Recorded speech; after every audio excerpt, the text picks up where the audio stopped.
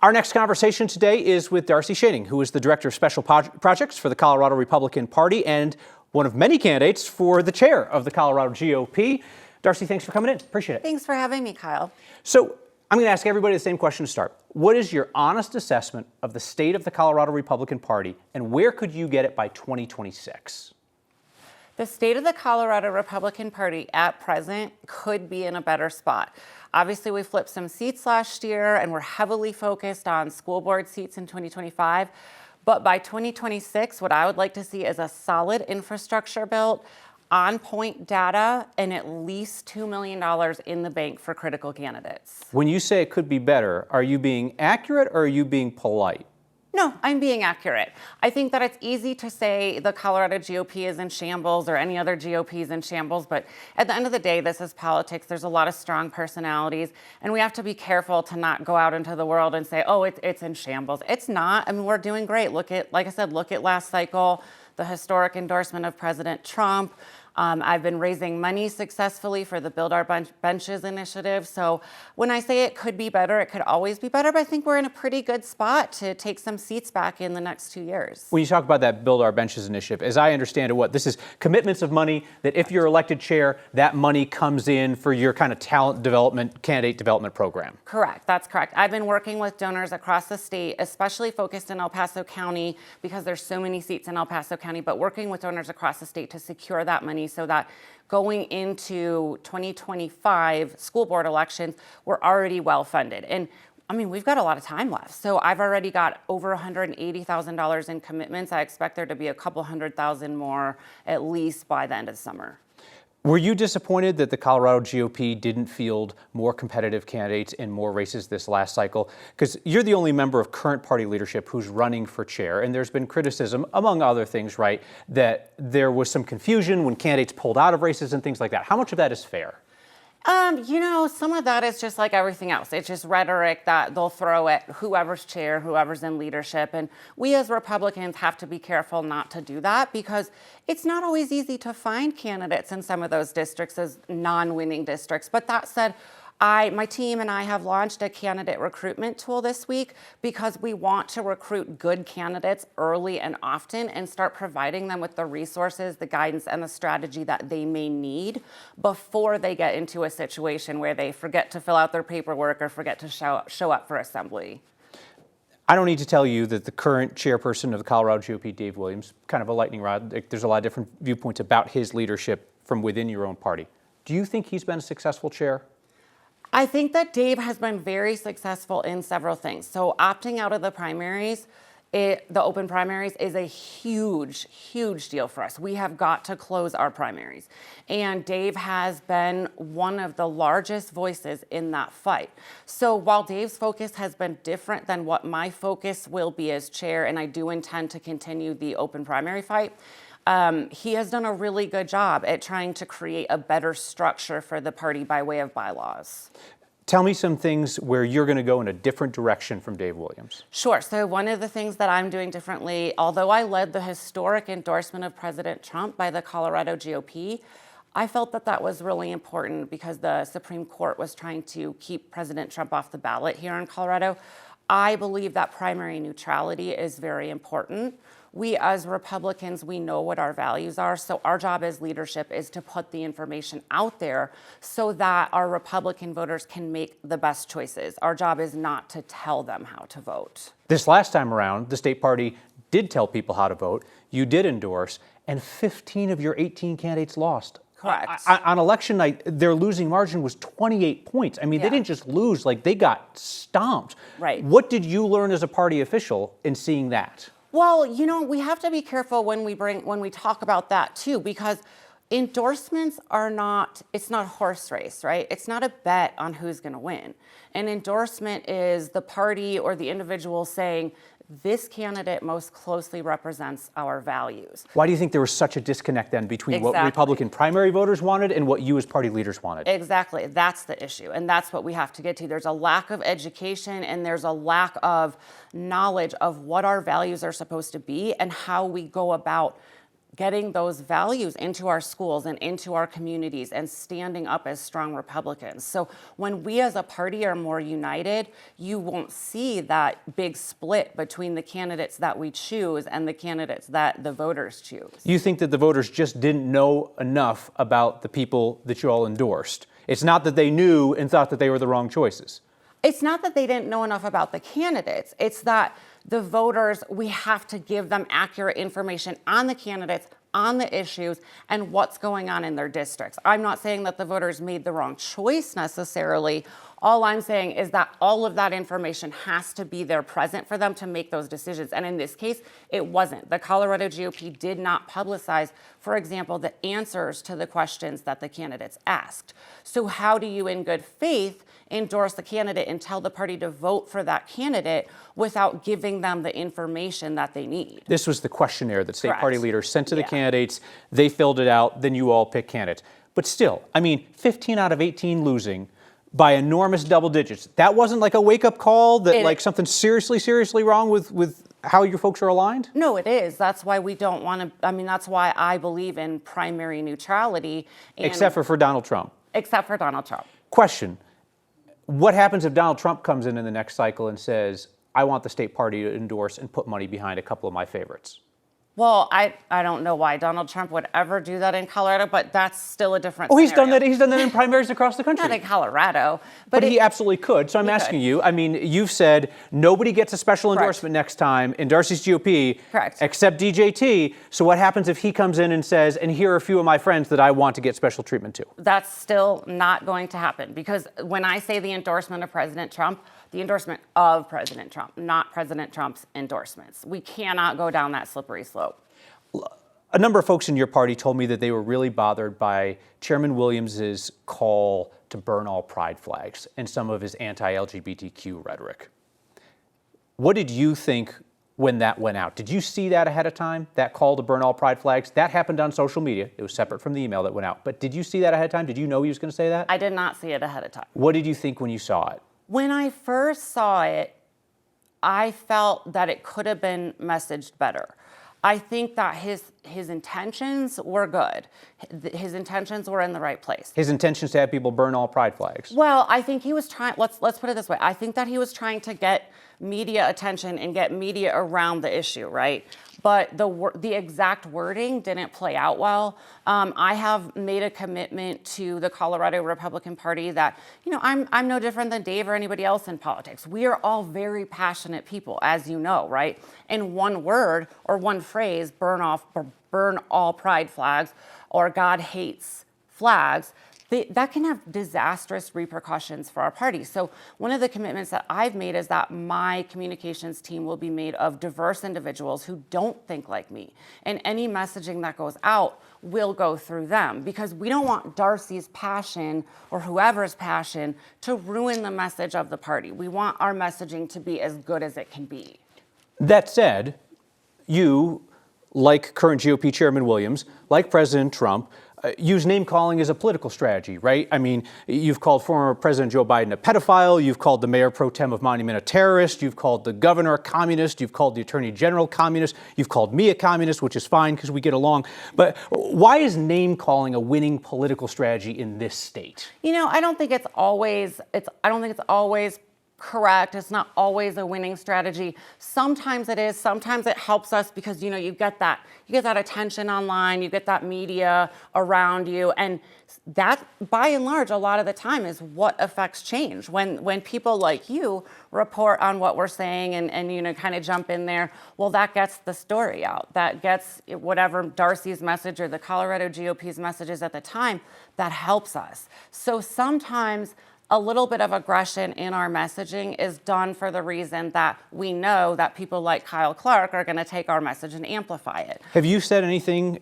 in politics that you regret? Oh, all kinds of stuff that I regret. You want to give me an example? Off the top of my head, I would say using the word pedophile, for example. I overuse it at times. I overuse the word groomer. So simple things like that, just overusing terms, that's what a communications team is for. Because while I have the vision for the Colorado GOP, I've been doing the work for years, I'm ready to jump in and do this fight. I'm not perfect, and I'm not going to say that I'm perfect. So just little words like that people can catch can make all the difference. Sure. I mean, at the same time, right, you call somebody a pedophile, that could have pretty significant consequences on their life, right? And I do notice you have a particular fixation on trans people that goes beyond a lot of the typical culture war issues like the handful of trans athletes out there, gender-affirming care for 18-year-olds. I mean, I recall at one point you announced a public boycott of your kid's dentist office because they had hired a trans person. Do you think there are certain jobs that trans people shouldn't be allowed to hold? Yeah, I do. You want to list those off? I think that if the position is dealing directly with children, that's perhaps not an appropriate venue for trans individuals to be working within, because not everybody thinks that way. I mean, half the population, as we just saw, or more in the last set of elections, believes that it's an ideology. They don't believe that it's a biological or a genetic occurrence. They believe that it's a mental illness. And that is the camp that I sit in, and that's the camp that most of the GOP sits in, which is, again, over half the voters, as we saw in the last election. So I'm not sure if we can draw a straight line between the election result and that particular belief, but let's take you at what you're saying. Why then ban people from certain occupations because of your fear of them? It's not a fear. I don't have a fear of transgender individuals. As a matter of fact, I interact with plenty of them on a daily basis. There's a reporter for one of our local publications that I've always worked well with. It's not a fear. It's that it's a destructive ideology that harms our children. And we as a party, that is one thing that we do agree on, that transgenderism is an ideology. It's not that these people are born this way, and we don't hate them, we don't want to harm them, but we also don't want to contribute to this ongoing ideology. So if I'm hearing you correctly, you would seek to ban trans folks from any occupations in which they would interact with kids? Correct, yes. And would you ban trans kids from interacting with other kids? Well, I don't know how you would per se do that. I'm very uncomfortable with trans children being around my children. I don't want my children to ever think that it's normal. I have been very clear with my 9 and 10-year-old that, these are human beings. We will still treat them as human beings, but this ideology is not okay. And some of the things that go along with it, some of the actions that these kids are taking, the way that they play, the way that they talk, it's not okay. It's gone too far. So there are going to be some folks who are going to hear that and they're going to love that message, all right? Then there's going to be other folks that are going to hear that and say that is some wildly bigoted stuff and that's dangerous and it's going to get people killed. Then there's probably some folks in the middle who don't feel passionately about this issue. Why should the Colorado GOP elect somebody for whom this is such an animating issue in their life, personally and politically?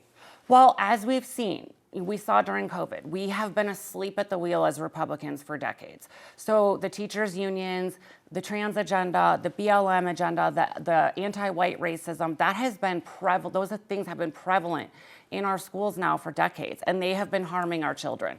So you don't have to have children in the school system. You don't have to have trans ideology be one of your top issues. But I think as Republicans, we can all agree that our children are our most important asset. Our children are innocent.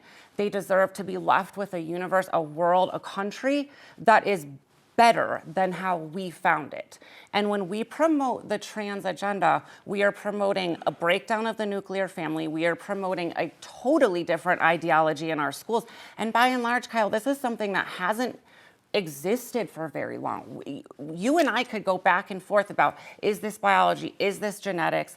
Or is this a mental illness? Is this a fad? And until we have all the answers on that, we owe it to our children to say, this is not something you could be participating in at a heavy level because we don't know all the consequences and we don't have all the answers yet. Your concerns about trans people were one of the reasons that you authored the call for the Colorado Republican Party for all Colorado parents to pull their kids out of public schools. You still stand by that? All parents should pull their kids out of public schools. Okay. Are you speaking seriously or hyperbolically when you say that? I'm speaking 100% seriously. Our schools in Colorado are so bad that my children are in a private school. If I couldn't send them to a private school, I would be homeschooling. I would be calling my mom asking for help. The stuff that I've seen in these schools, I mean, how do you justify in Jefferson County. How do you justify a girl, a teenager, being forced to share a room with a boy who identifies as a woman? When I say things have gone too far, that's what I mean. And so when parents have lost control over who's sharing a bed with their underage daughter, it's time. It's time to say the government's gone too far and we've got to get our kids out. So sort this out for me. You're calling for Colorado parents to pull their kids out of public schools. Simultaneously, you want the party to focus on school board races, right? Yep. Is that getting people onto public school boards in order to take apart the education system, in order to reform it from within? Square those two things. Yeah, so it's my hope that by the time my kids are in high school, and I have worked as chair for several years and worked with the whole state to get more Republicans elected on school board races and to work with them on advancing policy to protect their students from polis in the legislature, that perhaps by the time my kids go into high school, it might be a little bit better for them. I would love to send my kids to a public school, but right now, the public schools aren't good enough for my kids, and that's where I want to get. You've called on the Trump administration to pressure Democratic Governor Jared Polis to pardon Tina Peters. She's the former Mesa County clerk who's just starting a 9-year sentence for felony charges related to a breach of her county's voting systems. President Trump can't pardon her because she wasn't convicted on federal charges. It's state charges. So you want pressure on the governor to basically trade for a pardon. What form of pressure do you want to see the Trump administration put on Polis? Well, okay. 25% of Polis's funding comes from the federal government. And some of that is crucial funding, depending on how you define crucial, but a lot of it's not. Polis has a lot of pet projects, right? And we know that Polis is eyeing the presidential office. You know, he's making moves potentially for Senate. So Polis shouldn't get to run this state into the ground as he's done over the last decade and, you know, with his cronies over the last 2 decades without the federal government stepping in and saying, look, you know, the sentence that this woman is serving is not commensurate with the crime that she committed. And it's not. I mean, we've got, as I told you, we've got people that are sentenced just in January for horrific violent crimes that are serving less time than Tina Peters. Chaffee County's biggest fentanyl dealer was sentenced to less time. There's venues for her to appeal her sentence, right? If she thinks her sentence was too harsh, she can appeal that. Why is it proper for the federal government to blackmail Colorado to get somebody out of jail? She can appeal it all she wants, but she's going to have no success in the state of Colorado because we've got, I mean, it's a blue state. The courts have pretty much determined how they're going to sit on this. And we saw it even with the removal of President Trump from the ballot. So we need the federal government's help, just like we need President Trump and the federal government's help with our schools and what's going on in our schools. So you would like to see the Trump administration pull some federal funding from Colorado until Tina Peters is out of jail? Yes. And you want it to be specific projects? I want it to be projects that Polis is really keen on. Polis, especially some of those animal projects that he and his husband have, you know, been carrying out. I love animals too, you know, but you don't get to go do all of the things that you want to do and use those as campaign pieces and just act like this sentence of Tina Peters is fair when it's not. I'm not going to sit here and say that Tina Peters has been a perfect human being, but I think that we need to have some compassion and understanding for the fact that she is being politically persecuted. Does anything about that situation, the call for the feds to blackmail Polis to turn somebody out of prison, does that strike you as unethical or potentially dangerous if you set that precedent? No, it doesn't. I think that the sentencing of Tina is so egregious that it, you know, they just need to take a look at it and take a look at what that judge has done, because it does seem, like I said, that he politically persecuted her. And obviously, you know, Pam Bondi came back and said, look, it does look like this sentence is long. So it's not just that Darcy thinks that. I mean, there's people all over the country that feel that way. So let's just take a second look at it. And President Trump and the federal government aren't going to be stepping in anytime Darcy says, hey, I want this, or the Colorado GOP says, hey, I want this. So I don't think that's something we have to worry about. I mean, you're taking credit for Pam Bondi stepping in this case. Well, I mean, the sentence of Tina Peters is so egregious, and she's a nationwide, I mean, she's been on the news at every turn. So I think that this is a totally different circumstance. We got a couple minutes left. I have 2 more questions I'd like to ask. Yeah. You have additionally called for the federal government to arrest and put on trial the judge who sentenced Tina Peters for corruption. President Trump is using federal government power to retaliate against a number of his political opponents and critics, from stripping security details out of people from his first administration, to going after law firms that have represented his critics, to targeting journalists. Who in Colorado, besides the judge who sentenced Tina Peters, would you like to see targeted by the Trump administration? Jenna Griswold. Jenna Griswold, She Secretary needs of to be State. behind bars. You want her brought up on federal charges? I want her brought up on federal charges. For what? Everything that she has done. So the leaking of the passwords, we weren't even able to fully investigate that. What she did by pushing off any investigation by an outside entity, which she did, we know that. And you called her out on that. Can we break that down a little bit? Yeah, go ahead. So the leaking of the passwords, Yeah. for that to be a state violation, a Right. state law violation, it had to be done knowingly. Correct. And we haven't seen any evidence that it was done knowingly. Correct. So what would she be charged with? So it's not the leaking of the passwords that I believe that charges come from. It's her systemic covering up of the leaking of the passwords. The fact that she wasn't transparent with county Correct. clerks about it. You Correct. believe that there's a federal crime I do. there. I do. That is, I mean, malfeasance. It's a dereliction of her duties. She had a duty to tell the rest of the state what had happened so that we could ensure election integrity. She didn't do that. She was more concerned with protecting her position. Not to interrupt you, our time's short. Who else in Colorado would you like to see targeted by the Trump administration? Jared Polis needs to be looked at for all of the executive orders that he wrote during COVID, closing people's restaurants, coming for their liquor, shutting down restaurants, shutting down small businesses. We can't forget that stuff. And Jared Polis isn't the only one. We need to take a hard look at what happened during COVID, because we can't ever let those things happen again. When you say looked at, do you mean potentially facing criminal charges? If that's what it comes down to, yes.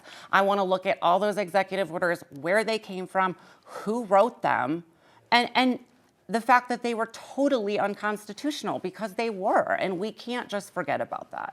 One last question. You have called Aurora, Colorado, a third world hellhole, and called for armed civilians to round up the migrant gang members in that town. Walk me through how you think that would work. Well, I think that Aurora has descended into chaos for a while. It does seem like since I made that call that things have gotten somewhat better. You know, we saw the Trump administration get involved. All kinds of entities are getting involved now, right? But before that happened, I've got emails and texts from residents of Aurora living near the Transgender incidents that said, hey, I don't know what to do. I'm a 75-year-old woman, and there's these grown men gang members pounding at my door. In that sense, I called on citizens to say, you know what, we're going to come in and we're going to remove these people, because if the government's not going to stand for us, if the government doesn't care enough about those elderly residents and those single women residents and women with little kids living there, then who does? Who does? So if we have to take it into our own hands because the government is prioritizing illegal gangs over our residents, then that's what we'll do. The city that you referred to as a third world hellhole is actually Colorado's largest city run by Republicans. Yeah, you're right. What do you think they made of your call for armed civilians to come in and take out the gangs in their town? Well, you know, some of the leadership in Aurora thinks very similar to me, and I think they were pretty done with the police in Aurora not being able to report on it. They were done with the way that the mayor was kind of hiding stuff. So when I made that call, it brought some attention. And as I brought up earlier, sometimes calls like that and sometimes words that we use like that, it's to get attention on the issue. So I don't know why they would have an issue with that, because we've got to have eyes on Aurora and we've got to protect our residents. Darcy Schoening, who is running for Colorado GOP Chair, I appreciate you coming in and taking all the questions. Thank you. Thank you so much for having me. It's an honor to meet you in person, and thanks for all you do. Thanks again for your time. Yeah.